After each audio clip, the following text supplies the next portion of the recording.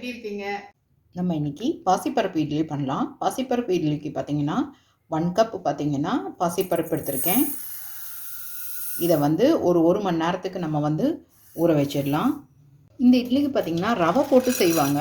நம்ம வந்து அவல் போட்டு செய்யலாம். ரொம்ப டேஸ்டியாக இருந்தது. இதுக்கும் பார்த்தீங்கன்னா சேம் அதே மெஷர்மெண்ட்டில் 1 கப் அளவுக்கு நம்ம வந்து அவல் எடுத்துக்கலாம். இதையும் பார்த்தீங்கன்னா நம்ம கழுவிட்டு ஒரு 10 நிமிஷத்துக்கு ஊற வச்சாலே போதும். இந்த அவல் பார்த்திங்கன்னா கழுவி எடுத்தாச்சு. இப்போ வந்து இதில் பார்த்திங்கன்னா ஒரு 1/2 கப் அளவுக்கு தயிரை வந்து ஊற்றி இதை கொஞ்ச நேரத்துக்கு அப்படியேவும் ஊற வச்சிடலாம். அப்போ நமக்கு வந்து இம்மீடியட்டாக இன்ஸ்டண்ட்டாக நம்ம வந்து இந்த இட்லி ஊற்ற முடியும்.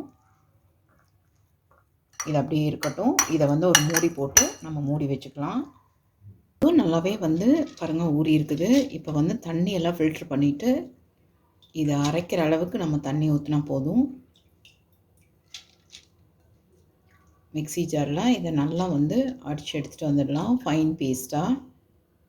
தண்ணி ஊற்ற வேண்டாம், நம்ம ஃப்ரெஷ் வாட்டரே ஊற்றிக்கலாம். இந்த பதத்துக்கு போதும் பாருங்கள்.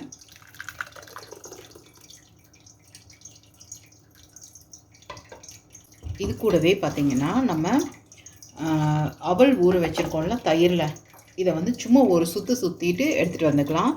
கொஞ்சம் கொரப்பு தன்மையிலே நம்ம வந்து இதை எடுத்துகிட்டு வரலாம் பாருங்கள்.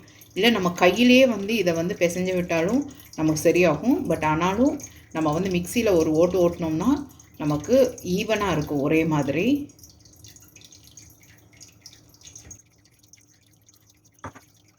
இந்த அவல் கூடவே பார்த்திங்கன்னா ஒரு 3 பச்சை மிளகாய் போடுறேன். சும்மா அப்படியே வந்துட்டு இது வந்து நமக்கு கொரப்பு தன்மையில் அடித்து தரும்.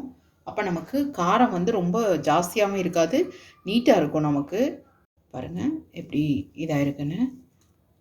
ரொம்ப ஃபைன் பேஸ்ட்டாக இல்லாமல் ஒரு மாதிரி கொரப்பு தன்மையில் தான் இருக்குது. இதையும் நம்ம இதில் போட்டுக்கலாம். இது கூட பார்த்திங்கன்னா நம்ம ஒரு ஆனியனும் ஒரே ஒரு கேரட்டும் பார்த்திங்கன்னா நம்ம வந்து சாப் பண்ணி போடணும். இது ரெண்டையும் நம்ம சாப் பண்ணி இதில் ஆட் பண்ணிக்கலாம். இதை நம்ம கை வச்சே வந்து கொஞ்சம் நல்லா அப்படி கலந்து விட்டுக்கலாம். இப்போ ஆனியன் சாப் பண்ணியாச்சு. இதை வந்து நம்ம இதில் போட்டுடலாம்.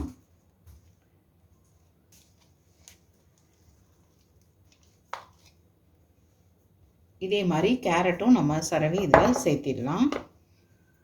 இப்போ பாருங்கள், கேரட்டும் நம்ம சாப் பண்ணியாச்சு. அதையும் நான் வந்து இதில் சேர்த்திடுறேன். பார்த்திங்கன்னா ஒரு 1/4 டீஸ்பூன் அளவுக்கு பெருங்காயம் சேர்த்திக்கலாம். இதுக்கு தேவையான அளவு உப்பு சேர்த்திக்கலாம். நான் வந்து ஒரு 1/2 டீஸ்பூன் அளவுக்கு உப்பு சேர்த்துறேன். பார்த்திங்கன்னா சும்மா ஒரு 2 பிஞ்ச் அளவுக்கு சேர்த்துறேன். இது நம்ம தாளித்து கொட்டிடலாம். பார்த்திங்கன்னா ஒரு டீஸ்பூன் அளவுக்கு ஆயில் போட்டிருக்கேன். 1 டீஸ்பூன் அளவுக்கு கடுகு போட்டிருக்குது. கூடவே பார்த்திங்கன்னா கறி லீவ்ஸ் இதையும் போட்டுடலாம். இந்த தாளித்ததையும் இந்த மாவில் கொட்டிடலாம் நம்ம. இப்போ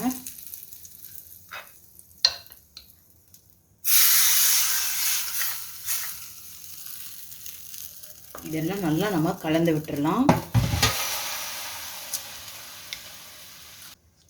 இதை நல்லா கலந்து விட்டுட்டு இப்போ உப்பு பார்த்துட்டு உப்பு தேவைப்பட்டால் நம்ம இதில் வந்து சேர்த்திக்கலாம். உப்பு கூட பர்ஃபெக்டாக இருக்குது. 1/2 டீஸ்பூனே வந்து சரியாக இருக்கும் இதுக்கு. ஃபைனலாக நம்ம ஊற்றுறப்ப பார்த்திங்கன்னா ஈனம் இருந்தது அப்படின்னா இது ஒரு 1/2 டீஸ்பூன் அளவுக்கு சேர்த்திக்கோங்க. ஒரு 1/2 டீஸ்பூன் அளவுக்கு சேர்த்திக்கோங்க. சேர்த்திட்டு இதையும் நல்லா கலந்து விட்டுக்கோங்க. அப்போ நமக்கு சாஃப்டான பாசிப்பருப்பு இட்லி கிடைக்கும். இப்போ மாவு வந்து பொங்கி வந்த மாதிரி அந்த மாதிரி ஆயிடுச்சு பாருங்கள் எப்படி இருக்குதுன்னு. இவ்வளோதான். நம்ம இப்போ இட்லி ஊற்றிடலாம்.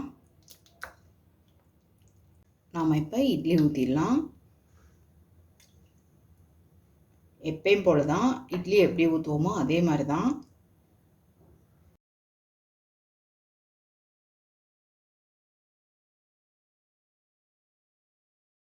ஏன்னா இந்த இட்லி பார்த்திங்கன்னா டயபெட்டிக் ஃப்ரெண்ட்லி கூட. டயபெட்டிக் இருக்கிறவங்க இது சாப்பிட்டா சுகர் லெவல் வந்து கண்ட்ரோலில் இருக்கும். ஏன்னா அரிசி நம்ம இதில் சேர்த்துல, இருந்தாலும் போக அவல் சேர்த்திருக்கோம். இருந்தாலுமே வந்து நல்ல ஹெல்த்தியான ஒரு இட்லி தான் இது. ப்ரோட்டீன் இருக்குது. இட்லி ஊற்றியாச்சு. இப்போ வந்து இது ஒரு 5 to 6 minutes வந்து நல்லா வந்து வேகட்டும். அது வரைக்கும் நம்ம வெயிட் பண்ணலாம். நம்ம இட்லி பாருங்க சூப்பராக ரெடி ஆகிடுச்சு. ஆனால் பட் இப்போ நம்ம ஸ்டவ் ஆஃப் பண்ணிடலாம். இது வந்து கொஞ்சம் ஆறட்டும். அதுக்கப்புறமா தான் நம்ம எடுத்தால் தான் நம்மளுக்கு சூப்பராக வரும். நம்ம சுவையான மூங் தால் இட்லி, பாசிப்பருப்பு இட்லி ரெடி ஆகிடுச்சு.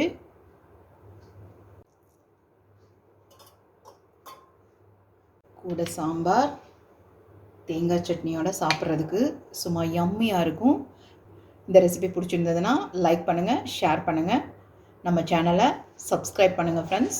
தேங்க்ஸ் ஃபார் வாட்சிங்.